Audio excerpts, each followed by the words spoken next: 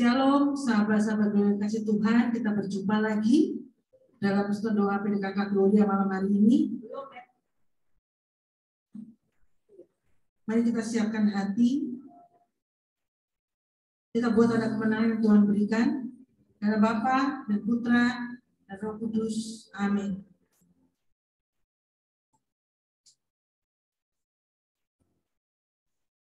Terima kasih Bapa untuk kasih setiamu dalam hidup kami. Engkau selalu menjadi Bapa yang baik buat kami.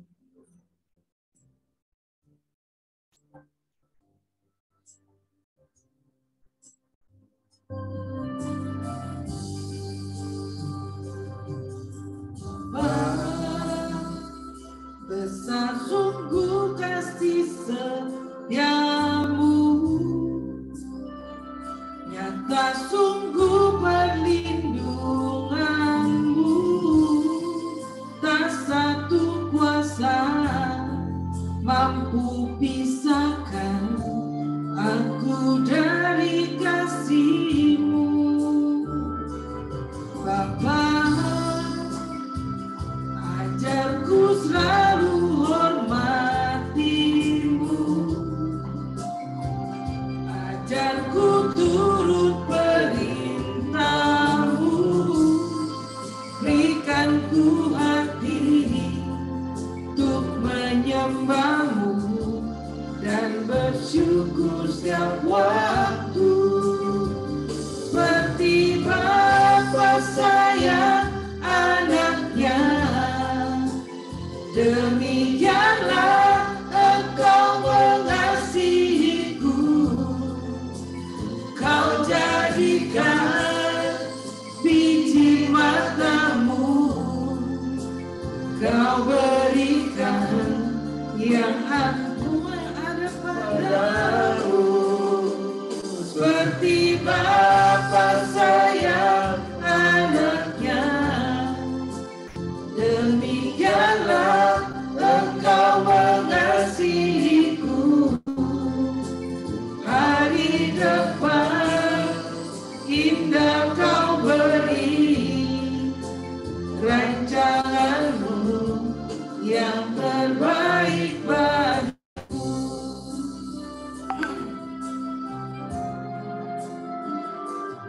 Bapa, besar sungguh kasih setiamu,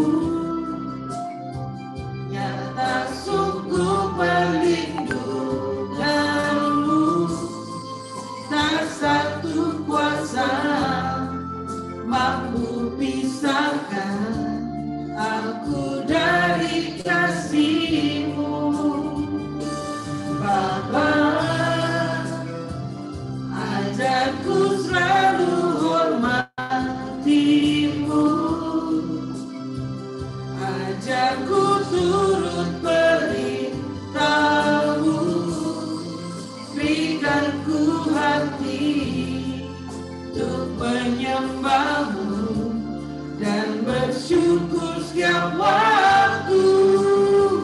Seperti Bapa sayang anaknya, demikianlah Engkau mengasihiku. Kau jadikan biji mata-Mu, Kau berikan semua yang ada padamu. Seperti Bapa sayang anaknya, demikianlah Kau menuntun langkahku.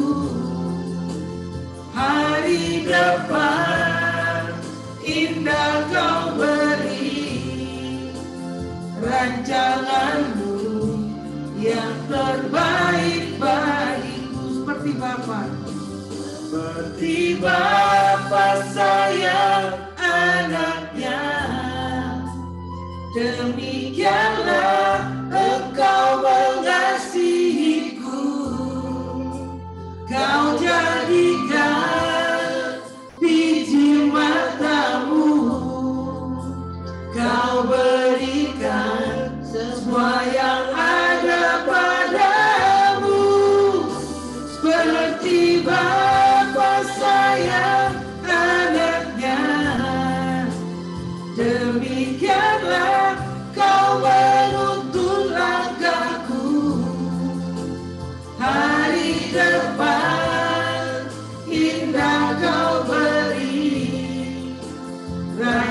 rancangan-Mu yang terbaik bagiku.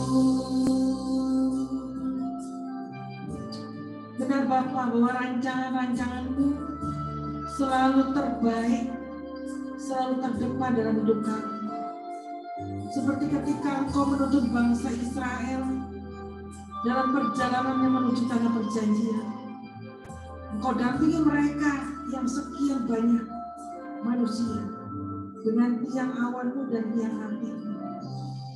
Bangsa Israel akan berhenti dan bangsa Israel akan berangkat sesuai dengan tuntunan tiang awan dan tiang api. Dalam mulai malam hari ini, hidup kami selalu dituntun dan dipimpin oleh setiap rencana-Mu dalam hidup kami, ya Tuhan.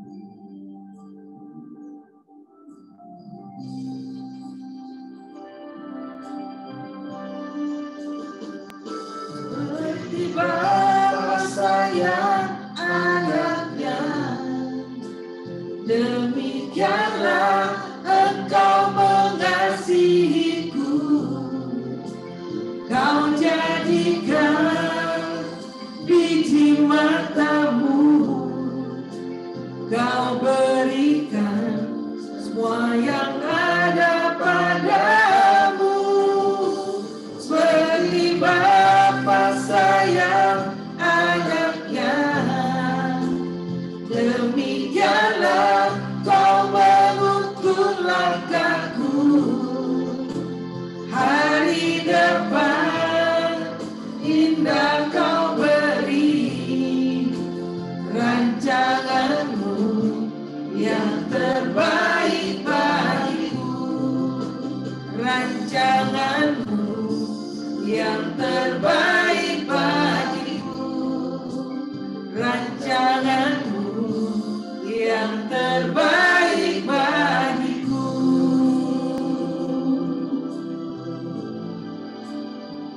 Biarlah kami hidup karena rencana-Mu, berjalan dalam tuntunan-Mu Bapa.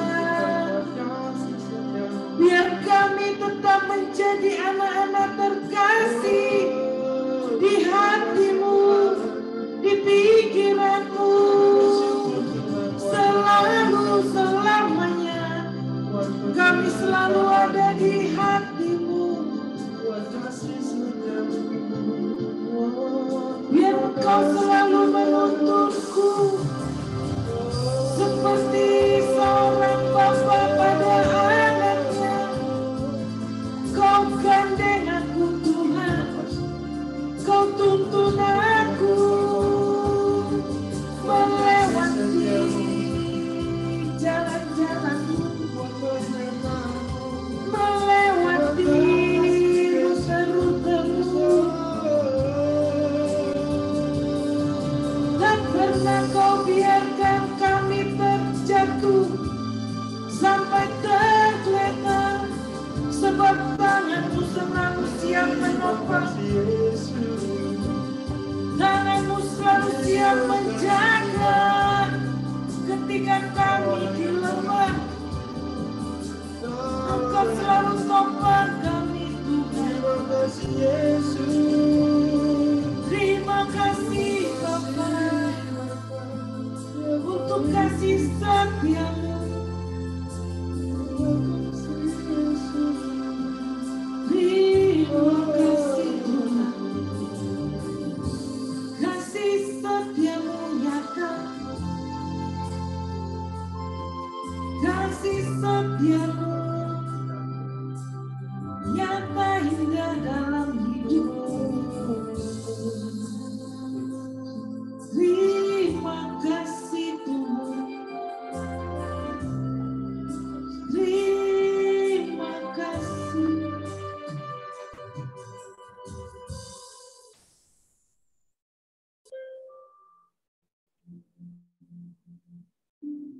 Terima kasih Bapa untuk setiap penyertaan-Mu dalam hidup kami.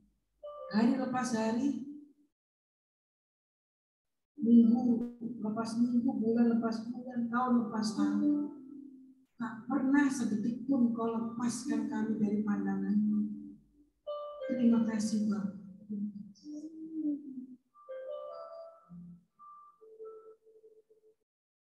Mata Tuhan selalu tertuju kepada anak-anak terkasih.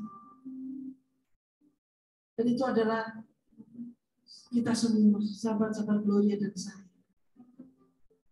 Matanya selalu terarah untuk kita. Masa detik pun lepas dari pandangan. Terima kasih Tuhan. Terima kasih.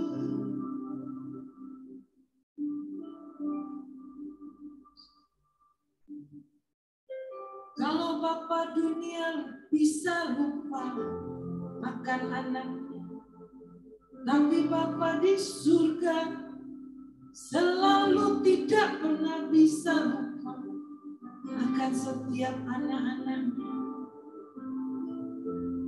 Terima kasih Tuhan, Engkau yang bentuk kami di rahim ibu kami. Engkau yang rangkai setiap sendi, setiap otot, setiap syaraf dalam tubuh kami. Engkau yang paling tahu setiap perjalanan kami. Oh, terima kasih.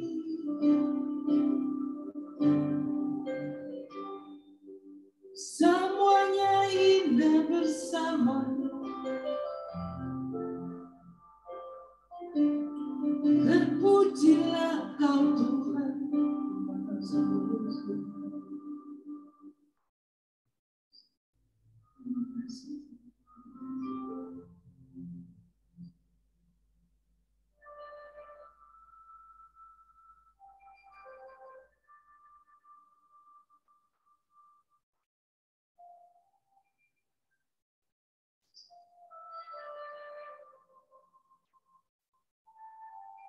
Buat Bapak Ibu yang mau mengungkapkan rasa syukur dan terima kasih, saya persilahkan.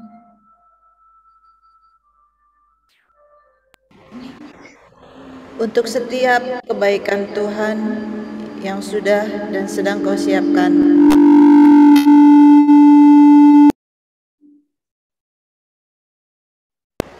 Terima kasih Tuhan.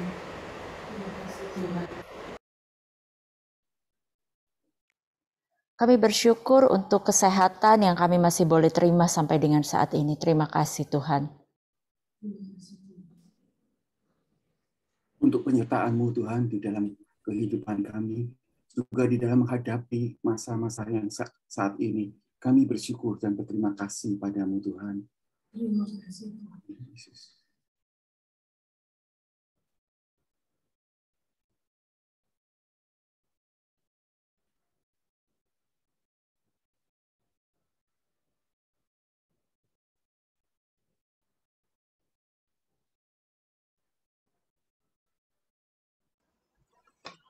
Terima kasih Tuhan buat penyertaan-Mu yang tidak pernah habis-habisnya dalam setiap kehidupan kami. Terima kasih Tuhan. Terima kasih Tuhan.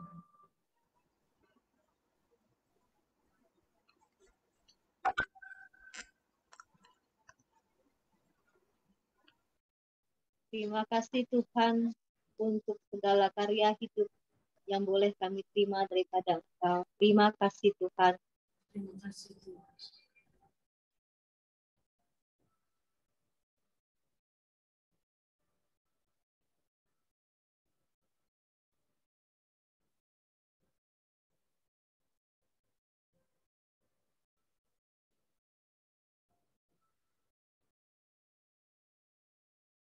Ya Bapak, ini ucapan syukur kami, terima kasih kami yang terungkap.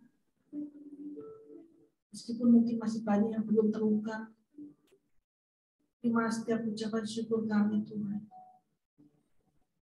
Kami bangga menjadi anak-anak istimewa di pikiran-Mu, di pandangan. Terima kasih Tuhan. Amin.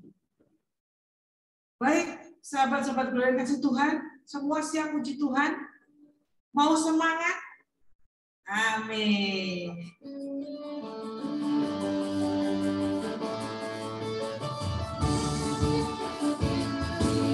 Mari kita semua. Mari kita semua umat pilihan Allah, dengarlah panggilannya untuk menggenapi firman-Nya.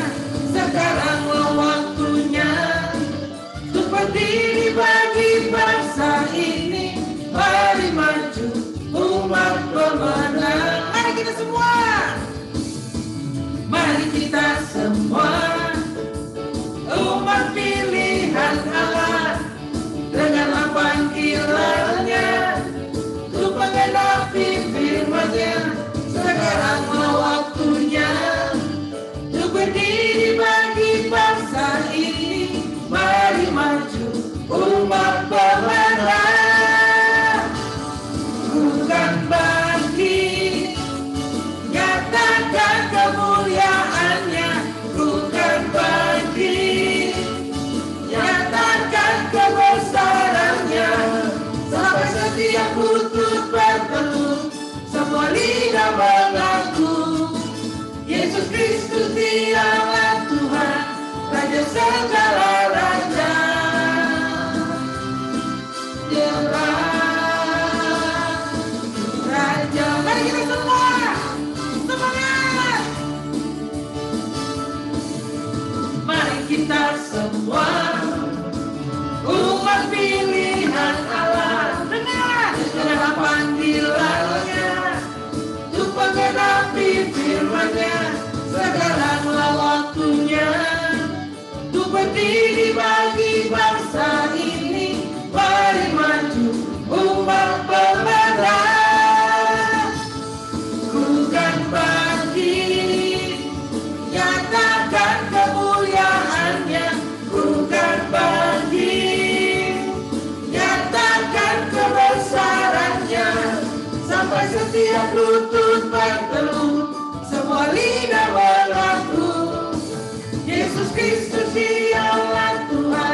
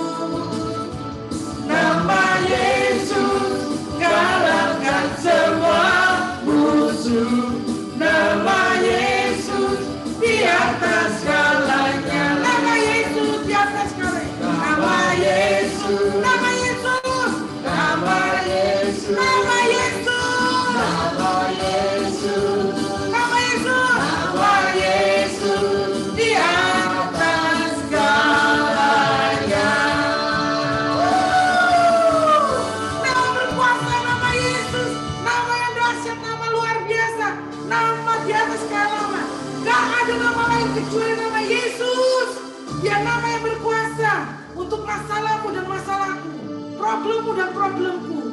Nama Yesus nama dahsyat. Puji Tuhan.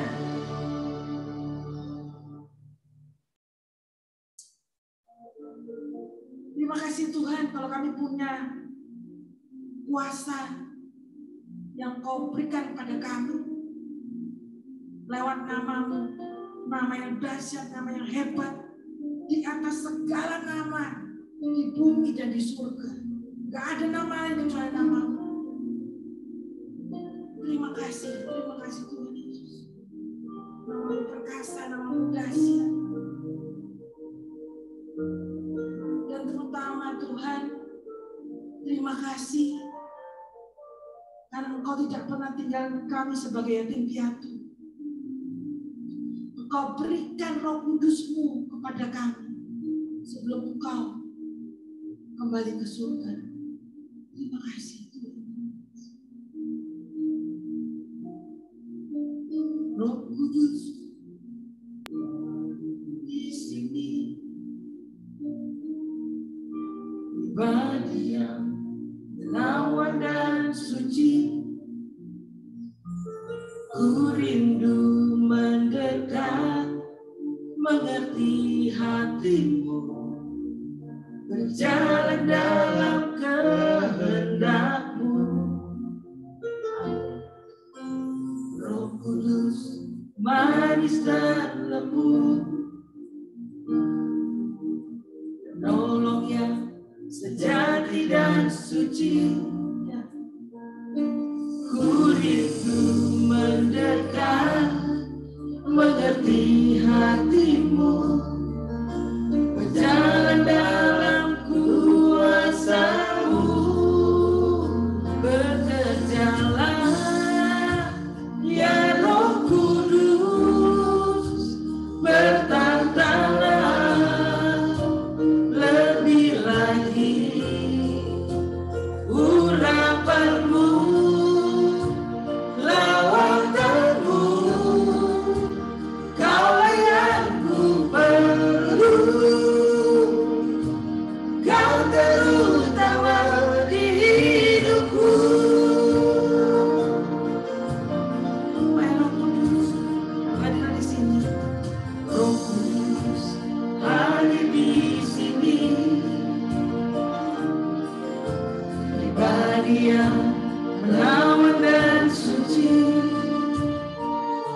ku rindu mendekat, mengerti hatimu, berjalan dalam kehendak-Mu. Yes, Lord.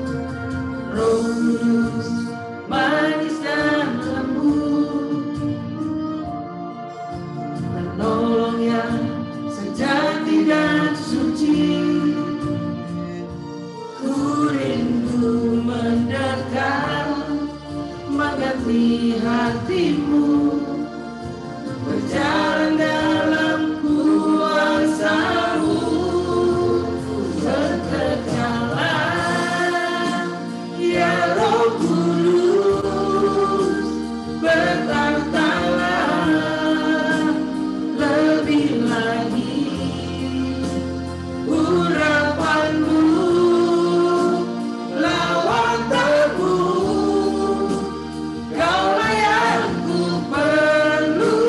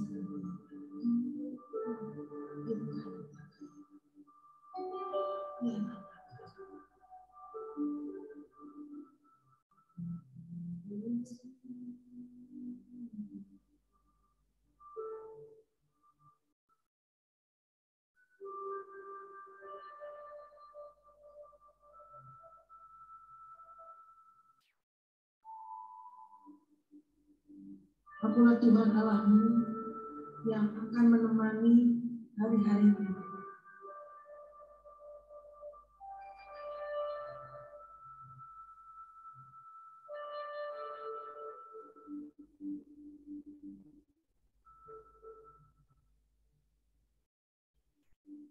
Andalkan seluruh rencanamu hanya kepadaku. Sebab aku yang tahu setiap rancangan-rancangan apa yang ada padamu.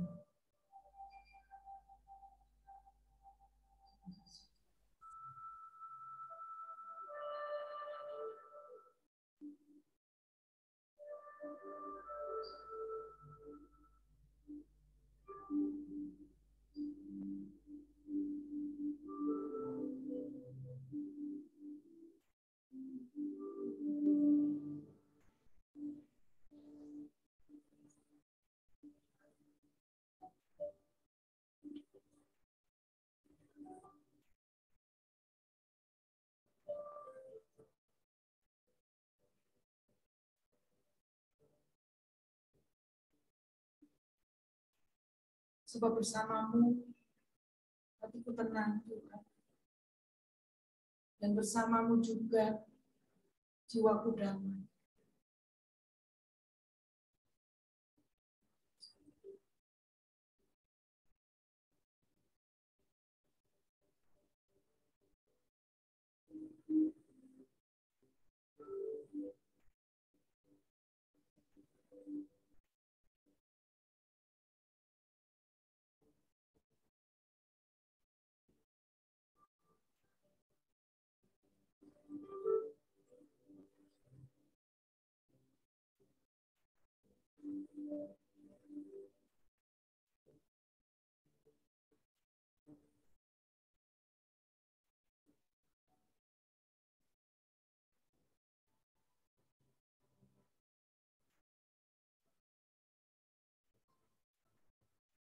Terima kasih Bapa, kalau kami boleh merasakan hadirat-Mu turun atas kami di tempat kami masing-masing. Benar bahwa kuasa-Mu tidak terbatas oleh tempat.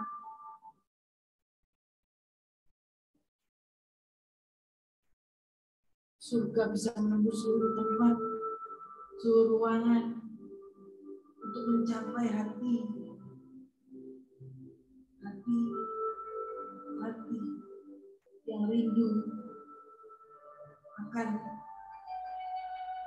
firman. Setiap hati yang rindu bertemu dengan setiap hati yang menantikan cintamu. Bapak, saat ini kamu berdoa untuk romo kami, romo Erwin. Biarlah kuasa urapan Tuhan mengalir deras atas hidup beliau. Apa yang menjadi pikiran Bapak, apa yang menjadi kerinduan Bapak terhadap kami umat-Mu, boleh tersampaikan melalui romo kami, romo Erwin. Sehingga apa yang beliau sampaikan adalah sungguh-sungguh isi hatinya Tuhan, kerinduan Tuhan buat kami umat-Mu. Urapi beliau, Bapak, dari ujung kaki sampai ujung rambutnya. Di setiap perkataan penuh kuasa, penuh urapan, penuh cinta yang luar biasa. Kami siap untuk mendengarkan setiap perkataan firman pada malam hari ini. Setiap perkataan kisah, kesaksian, atau apapun juga yang disampaikan oleh hamba-Mu, Romo Erwin. Terima kasih Tuhan, kami mau belajar, membuka hati kami, pikiran, perasaan kami hanya untuk malam hari ini. Amin. Romo, saya persilahkan. Ya, terima kasih. Selamat malam Bapak Ibu, saudara-saudari sekalian yang terkasih. Shalom. Pada malam hari ini, rupanya, saya diminta untuk memberikan renungan tentang tema-tema dari APP ya, Aksi Puasa Pembangunan. Dan salah satu tema yang saya bawakan adalah mengenai peran gereja dalam pendidikan. Tapi sebelum itu kita ngobrol-ngobrol tentang pendidikan, tentang pentingnya pendidikan gitu ya.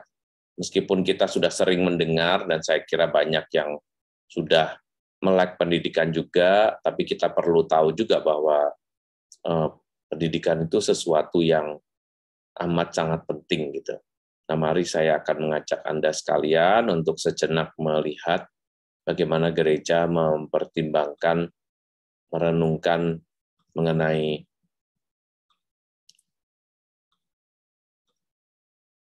pentingnya pendidikan ini ya.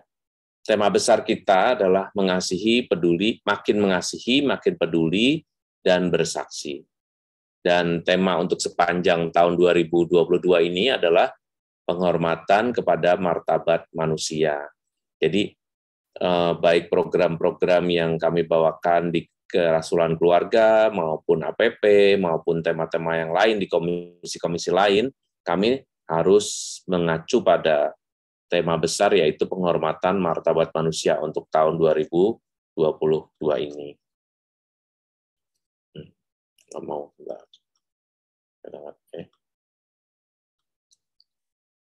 Nah, ini temanya, subtemanya semakin mengasihi, makin peduli, dan makin bersaksi.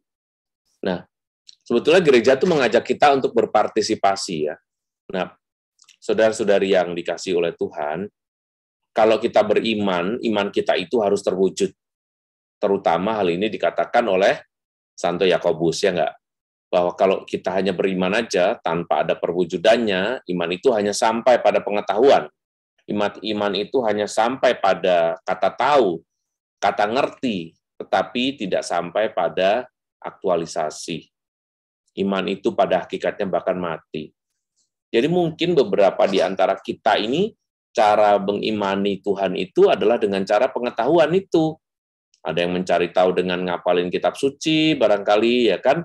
Ada yang cari tahu dengan senang ikut misa, tapi senang ikut misa dan juga senang baca kitab sucinya itu dengan motivasi supaya kelihatan hebat. Atau supaya hatinya tentram. Yang penting saya udah misa, kayaknya hatinya tentram. Loh, ini jadi agak perlu dibetulkan nih gitu. Kenapa? Karena kita tuh bukan yang penting misa. Tetapi misa itu adalah cara kita untuk merasa dekat dengan Tuhan. Jadi misa itu salah satu bentuk dari perwujudan kita beriman juga kepada Tuhan ya. Kalau kita percaya dan kita benar-benar membutuhkan kedekatan dengan Tuhan, maka ya saya ikut misa. Gitu. Nah, begitu juga pada saat saya harus mewujudkan iman saya sebagai seorang Kristiani. Perwujudan iman itu macam-macam gitu. Nah, komisi Kitab Suci lalu membuat tema-tema ini ya, kepedulian pada berbagai bidang, sehingga di sepanjang waktu masa Prapaskah ini kita diajak untuk merenungkan hal-hal yang sama. Kita diajak untuk merenungkan bagaimana gereja sebetulnya mewujudkan, dan bukan hanya omong, dan bukan hanya sampai pada pengetahuan itu tadi saja. Kalau hari ini saya ingin membahas mengenai pendidikan, bagaimana gereja peduli pada pendidikan, tentu saja tidak bisa dikatakan sesuatu yang lain kecuali pendidikan di dalam keluarga, karena itu bidang saya ya. Tetapi yang penting sebetulnya buat kita adalah bagaimana saya bisa memasukkan APP ini menjadi bagian dari rencana saya untuk memuliakan Tuhan, untuk menunjukkan bahwa Tuhan itu benar-benar berkuasa dan maha kasih kepada semua orang melalui aktivitas-aktivitas yang nyata. Nah, mari kita lanjutkan pada refleksi yang sudah saya persiapkan ya. Nah, gereja ini mengajak untuk berpartisipasi. Gereja mengajak untuk berpartisipasi supaya pendidikan menjadi perhatian utama kita gitu. Bagi orang Katolik, karena kita semua mau mendukungnya secara nyata. Pendidikan itu penting ya. Kalau misalnya kita nggak punya pendidikan, misalnya menerima firman-firman, atau kita juga menerima renungan-renungan, mungkin nggak ada saringannya buat kita gitu. Kayak kita ini seperti orang yang gampang hipnotis gitu ya, gampang diberi nuansa apa dikit, diberi sentuhan apa dikit sudah percaya gitu. Tetapi kalau itu memang benar-benar berasal dari Tuhan, ya memang kita harus percaya. Tetapi ada kalanya itu semua harus kita pikirkan, harus kita renungkan supaya kita dapat berpartisipasi di dalam dunia ini. Jangan hanya menjadi follower lah gitu. Ibaratnya kalau ada Instagram orang, YouTube orang, kita ikutin semua. Akibatnya kita semua jadi tidak bisa punya saringan atau filter. Contoh ya, anak-anak muda ini baru aja dihipnotis oleh bentuk-bentuk dari konten-konten kekayaan. Contoh aja nih, ya, konten kekayaan seperti apa? Konten kekayaan, wah ini berapa nih, yuk kita bikin masakan ini, seharga 400 juta satu masakan, gitu. Wah, itu seneng banget. Anak-anak muda tuh kalau yang sensasional itu, udah pokoknya cepet banget ya. Mereka lupa bahwa pendidikan itu perlu diterapkan, gitu loh. Mereka yang pintar-pintar seneng sama mahasiswa-mahasiswa, ibu-ibu, anak-anak kecil, anak-anak SMP terutama, mereka memenuhi konten-konten seperti ini, dan mereka subscribe, kalau itu di YouTube, mereka follow, kalau itu di Instagram atau di TikTok. Begitu saja mereka bermimpi bagaimana menjadi orang kaya yang cepat. Bahkan ada yang bilang, amit-amit ya, ada yang sampai bilang, Tuhan saja nggak mampu memiskinkan saya. Kalimat ini kalau menghipnotis orang-orang bodoh, orang-orang yang tidak berpendidikan akan dengan sangat cepat membuat mereka percaya bahwa kita tidak membutuhkan Tuhan, tetapi kita hanya butuh diri kita sendiri. Bahaya gitu. Bahaya ini kan karena apa? Karena pendidikan tidak diterapkan. Karena di rumah tidak diajarkan, anak-anak seolah-olah hanya fun aja. Tetapi jangan lupa, melalui melihat, melalui nonton, melalui mendengarkan, itu sudah terjadi pengajaran. Seperti sekarang ini, kalau saya ngobrol-ngobrol mengenai pendidikan, ngobrol-ngobrol mengenai hal rohani, ini kan Anda cuma mendengar suara saya dan melihat dengan mata Anda apa yang sedang saya sajikan, dan Anda berubah kepercayaannya kan? Tetapi bukan hanya hal yang baik, hal yang buruk itu juga bisa diajarkan karena saringan kita itu sangat longgar sehingga apa-apa bisa masuk gitu ya. Nah, marilah kita bersama melihat betapa pentingnya pendidikan itu dalam hidup kita. kembali saya dalam presentasi saya ini ya, pendidikan kalau tidak kita perhatikan menjadi sesuatu yang payah. Kita akan menjadi orang-orang yang mudah untuk diajak ke sana, diajak ke sini, untuk diarahkan ke sana, diarahkan ke sini, tetapi kita sendiri tidak menguasai diri kita. Maka gereja mengajak untuk berpartisipasi gitu loh ceritanya. Ya. Nah, apa akibat kebodohan yang biasanya terjadi secara umum nih ya? Tidak mampu bersuara. Orang nggak punya suara karena nggak ngerti mau diapain nih, diajakin ngomong mengenai literasi. Apa terasi? Literasi. Literasi itu apa sih?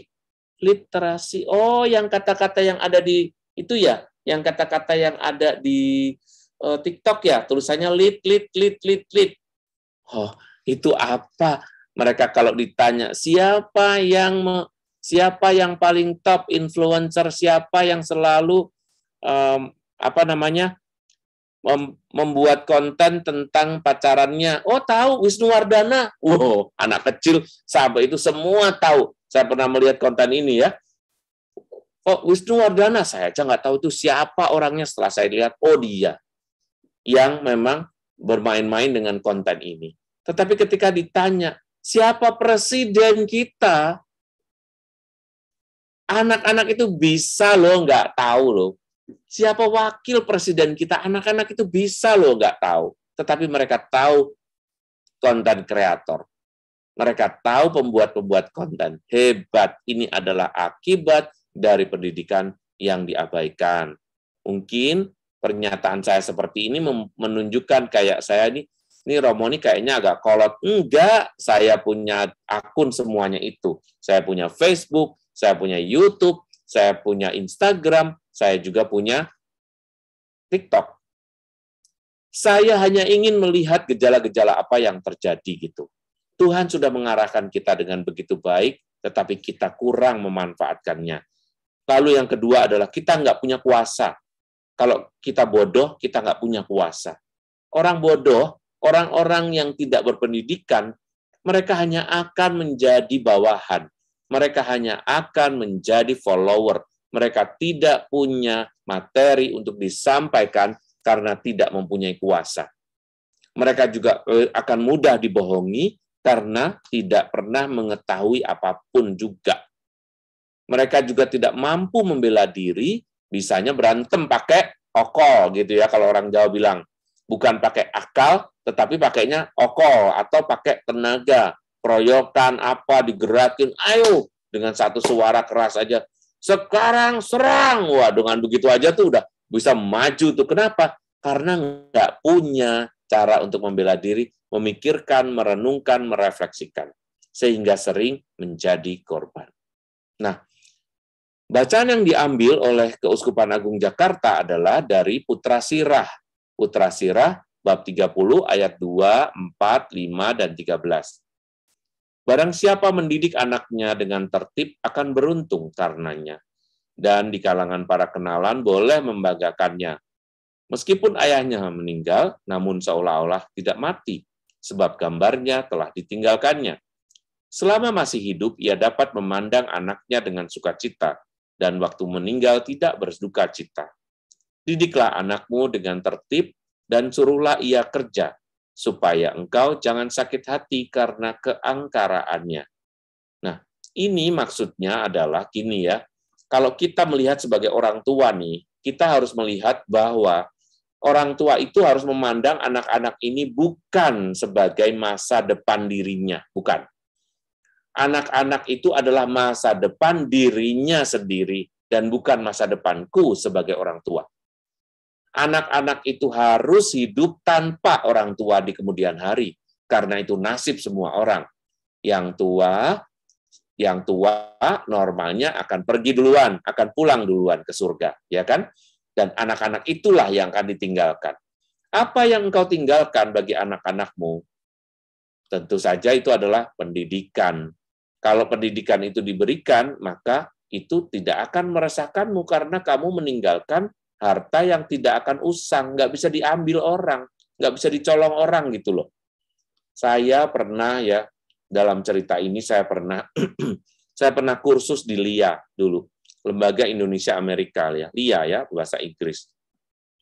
Saya pernah kursus di sana, saya kursus di MT Haryono, tetapi pada saat yang sama papa saya juga kursus di Pramuka gitu ya. Nah, suatu ketika papa saya harus pindah kursusan itu ke MT Haryono juga. Saya pernah satu gedung dengan papa saya. Papa saya waktu itu udah tingkat 6 gitu ya. Saya masuk, saya level 3 gitu. Tetapi papa saya bilang, udah, kamu aja lanjutlah. Papa udah cukup, habis level 6 ini papa udah nggak mau lagi, udah kamu aja. Dari situ kalimat itu, ya, kalimat yang sesederhana itulah saya mempunyai semacam modal untuk hidup seperti sekarang. Saya tahu, saya bisa baca, saya bisa nonton film-film berbahasa Inggris, dan saya bisa kemana saja tanpa merasa takut. Meskipun papa saya sudah meninggal, tetapi dia telah memberikan kepada saya dan saya akan tetap mengenangnya tanpa harus meminta. Saya akan mengingat bahwa ini adalah berkat orang tua saya. Begitulah keajaiban pendidikan ya. Para ibu dan bapak harusnya mendidik mereka, anak-anakmu, tetapi pendidikan itu harus pendidikan yang bersifat holistik ya. Karena apa? Pendidikan yang hanya mengandalkan akal saja akan membuat orang-orang ini mempunyai akal tetapi tidak mempunyai akhlak ya. Attitude-nya nggak berubah. Bahkan action-nya nggak ada karena hanya mengetahui dengan akal saja. Gereja sebetulnya agak prihatin dengan hal ini. Mengejar nilai tetapi tidak mengejar aktualisasinya gitu ya. Nah, mari kita belajar apa yang dikatakan menurut Amsal. Nah, menurut Amsal kelihatan ya, bentar. Ini kok salah ya? Oke. Menurut Amsal, untuk mengetahui hikmat dan didikan, untuk mengerti kata-kata yang bermakna, itulah yang dimaksud dengan pendidikan. Kita akan mengetahui hikmat, kita akan mengerti kata-kata yang bermakna. Orang-orang yang berpendidikan seharusnya mempunyai hikmat atau kebijaksanaan. Sehingga mereka tidak hanya akan berpikir singkat, ada ini hantam, ada itu ayo, mau diajak kemana, ayo, siap. Wah, ini nggak benar ya, harusnya punya saringannya. Amsal 1 ayat 7 mengatakan, takut akan Tuhan adalah permulaan pengetahuan, tetapi orang bodoh menghina hikmat dan didikan.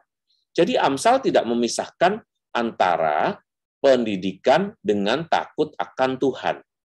Kalau kita takut akan Tuhan itu sebagai dasar bahwa saya mau belajar tentang kehidupan ini, tetapi saya memulai dengan takut akan Tuhan, maka yang saya pelajari pasti tidak berlawanan dengan hukum cinta kasih, dengan hukum Kristiani. Kalau saya memulai dengan pendidikan yang asal-asalan, maka mungkin saya akan terlihat pintar, tetapi saya mungkin akan sulit menerima Tuhan. Bahkan di kemudian hari akan sulit untuk beriman dengan baik. Saya tidak ingin berbicara mengenai bentuk-bentuk sekolah ya. Saya tidak ingin menyinggung sekolah-sekolah.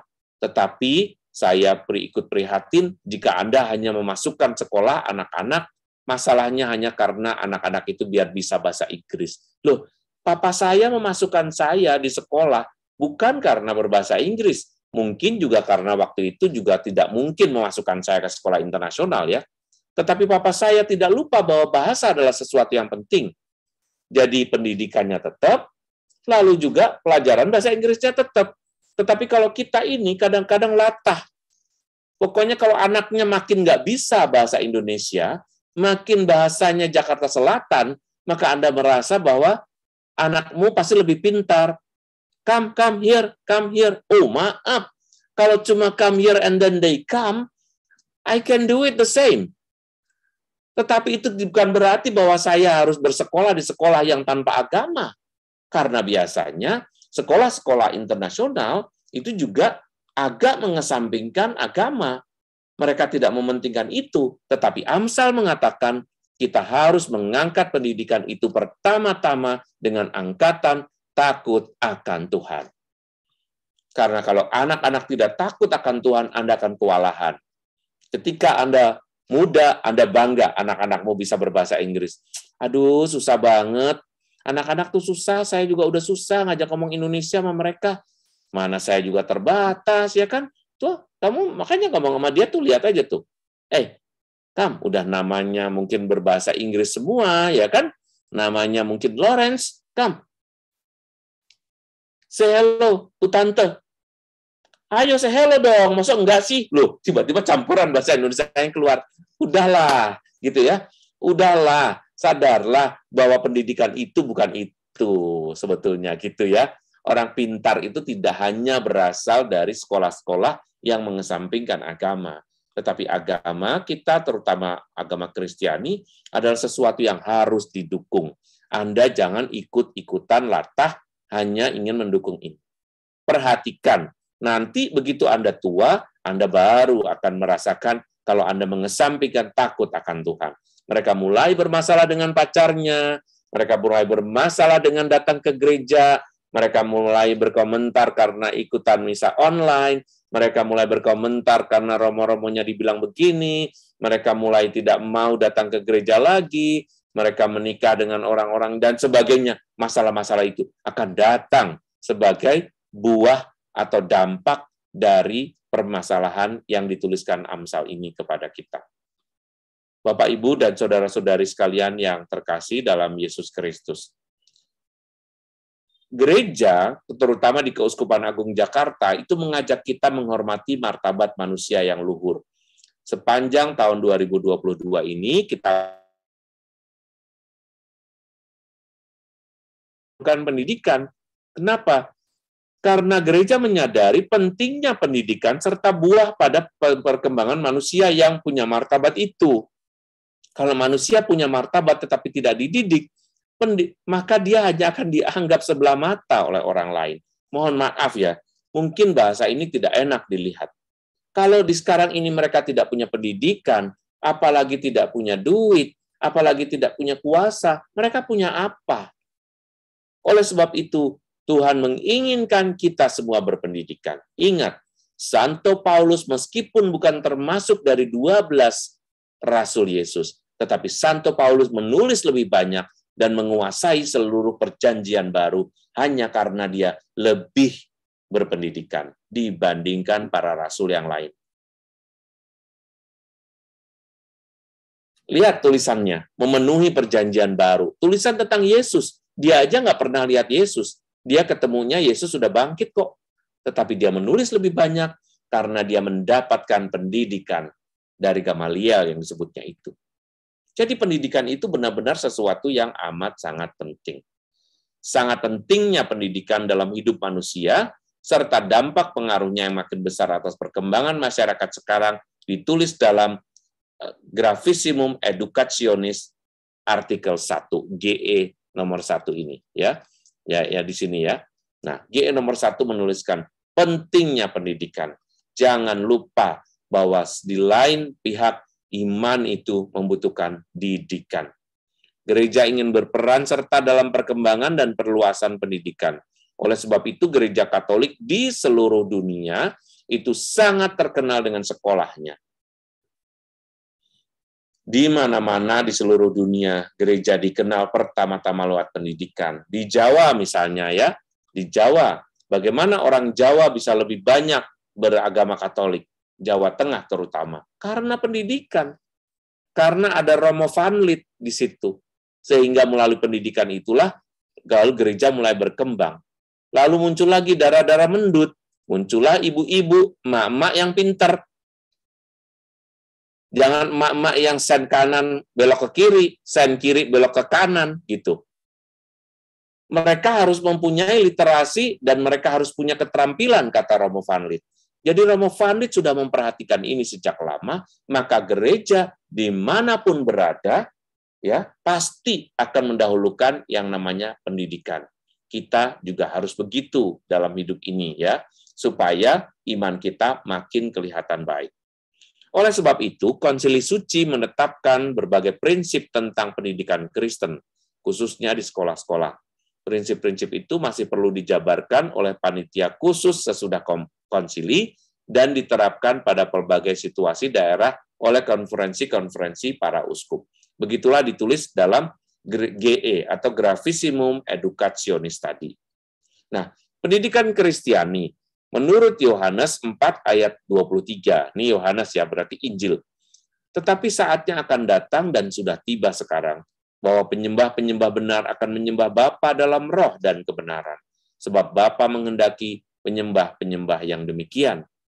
Kalimat ini mau menunjukkan bahwa ketika orang dididik secara benar, bukan hanya melalui akalnya, tetapi juga hatinya, juga akhlaknya, juga attitude-nya, juga terutama batinnya, hati nuraninya, maka dia akan menjadi penyembah-penyembah yang benar. Menyembah Bapa dalam roh dan kebenaran. Nah, Anda kan beberapa pasti masih kesulitan ya mengatasi anak-anak, ya nggak sih? Terutama di masa pandemi seperti sekarang ini. Suruh ikut misa online aja ogah-ogahan, yang ke belakang lah, yang pengen kencing lah, yang pengen minum lah, yang duduknya ogah-ogahan di tempat lah, yang ngoceh melulu lah, dan lain sebagainya. Ketika kita tegur, mereka akan bilang, ini cuma online doang, nggak apa-apa, ntar juga bisa nonton lagi. Misa tuh nggak boleh nonton lagi. Misa itu harus ikut, langsung live. Kayak apa aja, emangnya konser. Ketika Anda berhadapan dengan anak-anak seperti ini, mereka memang tidak punya rasa. Mereka tidak punya pengalaman akan Allah. Sehingga Anda akan kesulitan karena mereka belum menjadi penyembah-penyembah yang benar. Menyembah Bapa dalam roh dan kebenaran, sebab Bapa menghendaki penyembah-penyembah demikian. Menurut pendidikan Kristiani dari Efesus 4 ayat 22 sampai 24 dikatakan begini, ya. Yaitu bahwa kamu berhubung dengan kehidupan kamu yang dahulu harus menanggalkan manusia lama yang menemui kebinasaan oleh nafsunya yang menyesatkan, supaya kamu dibarui dalam roh dan pikiranmu, mengenakan manusia baru yang telah diciptakan menurut kehendak Allah di dalam kebenaran dan kekudusan yang sesungguhnya. Dengan pendidikan juga, orang akan dilatih untuk lebih menguasai dirinya. Kita ini kan hidup dari kebutuhan ya. Kita punya kebutuhan, kita punya nafsu, dan itu manusiawi. Kenapa ada orang yang dia bisa tahan nafsunya? Kenapa ada orang yang lost, nggak punya pengendalian? Salah satu penyebabnya, meskipun tidak selalu adalah karena pendidikan. Contoh ya, saya mau ngasih contoh nih. 2 anak digebukin masa kecilnya. 2 anak. Digebukin, pokoknya dibully lah zaman dulu ya. Kalau zaman sekarang kan dibully langsung masuk penjara nih. Mamanya ya. Kalau zaman dulu kan kita digebukin nggak masalah ya kan. Kita digebukin nggak masuk hitungan anak-anak lu, terserah lu apain kayak, kecuali kamu bunuh baru masuk penjara lo gitu. Tapi kalau digebukin kan enggak, karena pengaruh pendidikan Cina, di mana di Cina semua orang dan juga Oriental itu semua orang kalau mau dididik ya salah satunya dengan pukulan itu gitu. Tetapi 2 orang yang dipukul ini, yang satu berhenti di sekolahan SMP, yang satu bisa sampai kuliah. Apa yang terjadi? Mereka dapat mengatasi luka batinnya, salah satunya dengan pendidikan. Mereka berpikir, kalau ini saya terusin, anak saya akan sakit seperti saya. Anak saya akan takut seperti saya. Maka saya mau menghentikan ini, dan saya mau menjadikan generasi yang baru. Saya tidak mau yang dulu lagi. Maka saya akan perbarui. Yang sekolahan SMP, itu malah menambahi, dulu gua juga diginiin, lu sekarang nggak usah belagu, anak sekarang emang gayanya pada manja-manja, digebukin anaknya. Itu terjadi pada orang tua saya dan pada om saya. Mama saya nggak pernah membuat itu menjadi cara pendidik. Saya nggak pernah tuh yang namanya digebukin tanpa kejelasan. Mama saya menjelaskan, kamu tahu nggak kenapa kamu diginiin? Kamu tahu nggak? Karena mama saya punya pendidikan ya. Tetapi ketika berhadapan dengan om saya yang sudah nggak ada ya, om saya itu sama caranya. Dia mukul anaknya tuh persis sama kayak engkong saya mau mukul dia. Karena apa? Karena faktor pendidikan. Nah maka Bapak, Ibu, saudara-saudari sekalian yang terkasih dalam Yesus Kristus, di samping kita mau belajar melihat bahwa gereja itu memperhatikan pendidikan, kita juga harus melihat orang tua sebagai pendidik utama. Kewajiban berat orang tua untuk mendidik anak-anaknya melalui penciptaan lingkungan keluarga, jadi harus menciptakan lingkungan yang baik, ya. Lalu juga semangat bakti kepada Allah dan punya kasih sayang pada sesama. Ini semua ditulis dalam GE tadi, Gravissimum Educationis. Ya, pendidikan kepada anak-anak, remaja dan generasi muda seharusnya berlangsung begitu. Ada 3 cara, melalui penciptaan lingkungan, semangat bakti kepada Tuhan, dan kasih sayang pada sesama. Jadi Anda harus mendidik anakmu dekat dengan gereja, dan mendidik anakmu untuk memberi, bersikap murah hati kepada saudara-saudari yang berkekurangan. Gitu. Lalu partisipasi kita apa? Terakhir nih ya, partisipasi kita, ya kalau kita udah nggak punya anak yang kecil lagi, dan kita baru sadar sekarang, paling nggak kita tahu, kita harus mendukung secara finansial. Mungkin di antara kita yang berkelebihan, ini menurut gereja di Keuskupan Agung Jakarta ya, jika kita berlebihan, salah satunya dukunglah pendidikan bagi anak-anak yang tidak mampu melanjutkan sekolahnya, yaitu melalui ASAK, ayo sekolah, ayo kuliah. Dan juga dukunglah pendidikan anak-anak yang terlantar, anak-anak yang tidak mempunyai orang tua maupun dikirim orang tuanya ke panti-panti asuhan. Itu akan sangat berguna bagi mereka. Semoga ini menjadi aktivitas Prapaskah kita yang asli, yang benar, yang mewujud nyata, tanpa kita meninggalkan pantang dan puasa, tetapi terutama kita ingin supaya kita semakin berdaya dan membuat umat Katolik juga semakin berdaya melalui pendidikan yang disadari bersama. Semoga Tuhan memberkati. Amin. Shalom. Terima kasih Romo untuk pewartaan malam hari ini. Romo, nanti kami mau minta tolong untuk berkat penutup. Siap. Ya, terima kasih. Mari Bapak Ibu, kita siapkan hati kita saat ini, kita mau berdoa. Bapak, terima kasih untuk firman malam hari ini. Engkau melawat kami, Engkau memberkati kami melalui Romo terkasih kami, Romo Erwin. Kiranya berkat Tuhan selalu menyertai penggembalaan Romo kepada umat terkasih-Mu. Engkau tuntun setiap langkah, Engkau berkati Romo, Engkau berikan hikmat kebijaksanaan kepada Romo di dalam memimpin setiap umat-Mu. Biar Romo boleh menjadi seorang gembala baik, wakil-Mu di dunia ini. Terima kasih ya Bapak, dan saat ini izinkan kami untuk boleh berbagi kepada sesama kami melalui persembahan. Tuhan yang tahu kerinduan kami untuk berbagi kepada sesama kami melalui persembahan malam hari ini.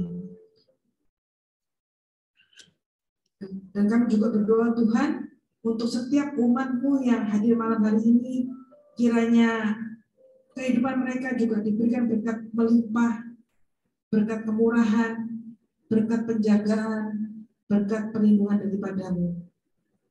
Terima kasih Tuhan. Amin. Bapak Ibu, saudara kasih Tuhan, sahabat Gloria, jika kita ingin berbagi kepada sesama dalam masa Prapaskah ini, dapat disalurkan melalui nomor rekening di bawah ini, apa di atas? Bawah. Baik. Silakan berbagi.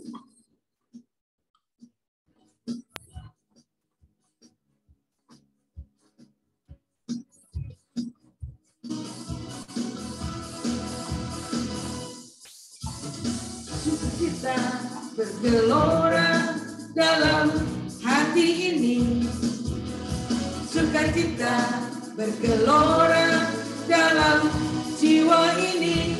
Ku memuji Tuhan, ku menyembah Tuhan, bersyukur padanya bagi Allah yang hidup, karena anugerahnya dan perbuatannya. Gelora sukacita, oh, gelora sukacita, oh, gelora sukacita, oh, di hati ini. Na na na na na na na na na na na na na na na na na na na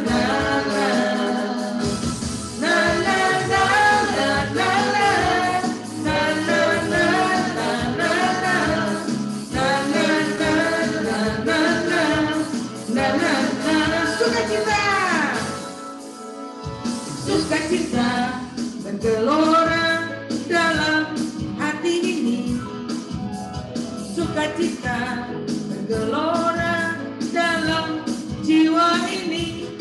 Ku memuji Tuhan, ku menyembah Tuhan, bersyukur padanya bagi Allah yang hidup.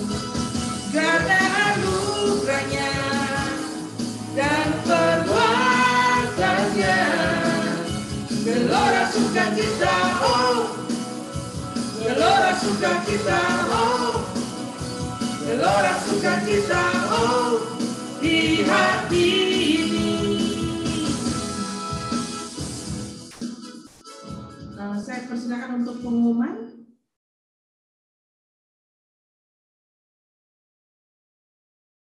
Ya, Ruli, silakan. Sebentar.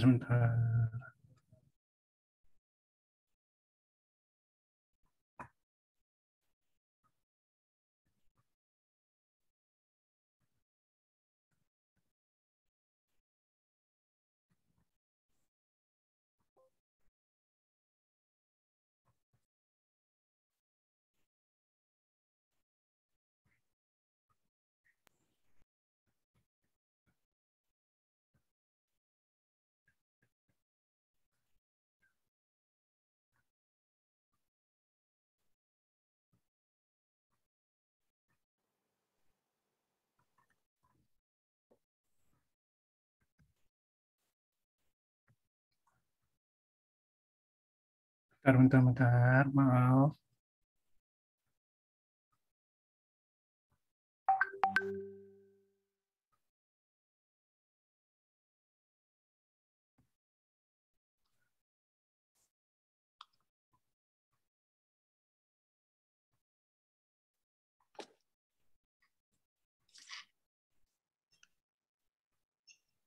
Ya, selamat malam sekali lagi untuk teman-teman Gloria. Terima kasih banyak untuk Romo Erwin yang hari ini boleh menjadi berkat untuk setiap kami.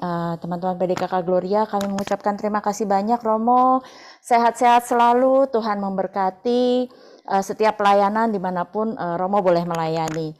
Untuk semua teman-teman Gloria yang boleh hadir pada malam hari ini, terima kasih banyak untuk Cimedi dan Andai yang juga boleh melayani dari tim pujian, untuk semua teman-teman di tim host dan co-host, untuk semua teman-teman tim doa yang ada di belakang layar bertugas malam hari ini, terima kasih banyak pelayanannya, Tuhan senantiasa memberkati. Di bulan Maret ini, PDKK Gloria mengambil tema besar, semakin mengasihi, peduli, dan bersaksi seperti yang tadi Romo Erwin sudah sampaikan. Untuk minggu depan, tanggal 17 Maret 2022, pewarta yang akan menyampaikan firman di PDKK Gloria cukup jauh dari Jakarta, adalah Monsinyur Paulinus Yan Ola MSF dari Keuskupan Tanjung Selor. Jadi Monsinyur Yan Ola akan menyampaikan firman Tuhan pada PDKK Gloria minggu depan tanggal 17 Maret dengan tema peran gereja dalam bidang kesehatan. Jadi kami tunggu semua teman-teman Gloria bersama-sama kita bergabung di PD minggu depan dan bersama-sama kita mendengarkan firman yang akan dibawakan oleh Monsinyur Yan Ola. Dibuka Zoom-nya di jam yang sama dan PD akan dimulai jam 7 malam di link yang sama juga. Sekian pengumuman pada malam hari ini. Terima kasih banyak, Tuhan memberkati. Saya kembalikan ke tim pujian malam hari ini. Mungkin kalau bersedia kita ada foto-foto ya kalau saya nggak salah. Mumpung Romo Erwin nanti akan memberikan berkat juga setelah doa penutup nanti. Mungkin bisa standby untuk foto kali ya sekarang ya. Levina boleh take foto ya. Saya yang hitung deh biar ada aba-abanya ya semua ya. Oke, kamera-kamera boleh tolong dibuka. Oke, saya yang hitung ya. 1, 2, 3. Oke, Levina sudah? Layar kedua. Oke, layar kedua. 1, 2, 3. Oke, layar ketiga. Ada layar ketiga, Lev? Nggak ada. Dah. Oke, nggak ada. Terima kasih, saya kembalikan ke tim pujian. Tuhan memberkati. Baik, terima kasih sahabat-sahabat Glory kasih Tuhan untuk tetap kesetiaannya sampai pesan doa kita akan berakhir. Mari kita tutup dengan doa. Bapak, terima kasih kalau personal doa kami boleh berjalan dengan amat sangat baik malam hari ini. Kami sungguh-sungguh merasakan hadirat-Mu. Kami sungguh-sungguh merasakan kebersamaan dengan Engkau dan semua sahabat-sahabat Gloria kami. Terima kasih Bapak, kiranya kasih setiap-Mu tetap tinggal di dalam kami, di dalam hidup kami, di dalam setiap karya, pekerjaan, dan pelayanan kami. Dan saat ini kami mau lanjutkan semua aktivitas kami, kiranya berkat Tuhan boleh tetap mengikuti kami. Amin. Romo, saya persilakan. Baik, mari kita berdoa dalam nama Bapa dan Putera dan Roh Kudus. Amin. Tuhan, kami berterima kasih. Pertama-tama bersama dengan iman kami boleh percaya akan kehadiran-Mu. Lalu dengan firman-firman-Mu itu, kami boleh belajar isi hati-Mu. Terima kasih atas pertemuan kami kali ini. Semoga kami semakin sadar akan pentingnya pendidikan di dalam hidup semua orang, terutama anak-anak, remaja, dan orang-orang muda. Biarlah kesempatan untuk belajar terbuka seluas-luasnya, agar kami semua dapat menjadi orang-orang yang mampu menguasai dunia dan melihat dunia ini dengan lebih bijaksana, dan terutama mengembangkan takut akan Engkau. Terima kasih ya Tuhan atas pertemuan ini. Berkati kami, lindungi kami, keluarga kami, pekerjaan-pekerjaan kami, juga persekutuan doa ini, agar tetap menjadi pujian bagi nama-Mu, demi Kristus Tuhan dan pengantara kami. Amin. Semoga Allah yang Maha Baik memberkati kita semua dalam nama Bapa dan Putera dan Roh Kudus. Amin. Terima kasih Romo. Sama. Sahabat-sahabat kasih Gloria, sampai bertemu minggu depan. Tuhan Yesus memberkati, tetap semangat, tetap sehat.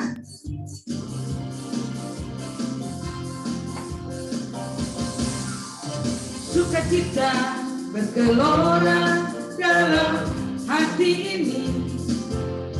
Sukacita bergelora dalam jiwa ini. Ku memuji Tuhan, ku menyembah Tuhan, bersyukur padanya bagi Allah yang hidup. Karena anugerahnya dan perbuatannya, gelora sukacita, gelora sukacita, gelora sukacita, di hatiku. Na na na na na na na na na na na na na na na na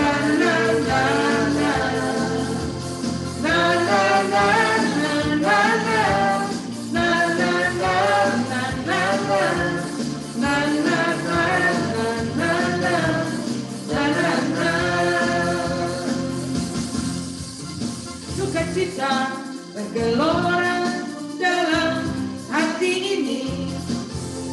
Sukacita bergelora dalam jiwa ini. Ku memuji Tuhan, ku menyembah Tuhan, bersyukur padanya bagi Allah yang hidup. Karena anugerahnya dan perbuatannya, gelora sukacita, gelora sukacita, gelora sukacita, di hati ini.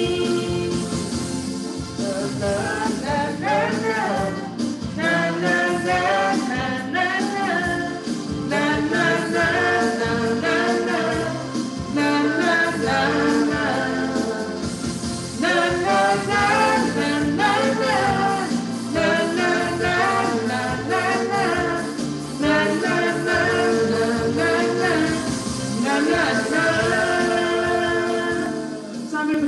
minggu depan. Tuhan Yesus memberkati. Untuk umat yang ingin didoakan secara khusus, nanti akan disiapkan ruangan oleh tim. Ya, jadi yang mau didoakan tetap stay. Nanti akan dimasukkan dalam board. Sampai berjumpa. Tuhan Yesus memberkati. Ya, sekali lagi untuk sahabat-sahabat Gloria, terima kasih untuk kehadirannya, dan yang mau didoakan, monggo bisa stay, nanti akan diarahkan ke breakout room oleh tim yang bersedia. Oke, sampai berjumpa minggu depan, ajak teman-teman ya, minggu depan bersama dengan Monsinyur Yan Ola.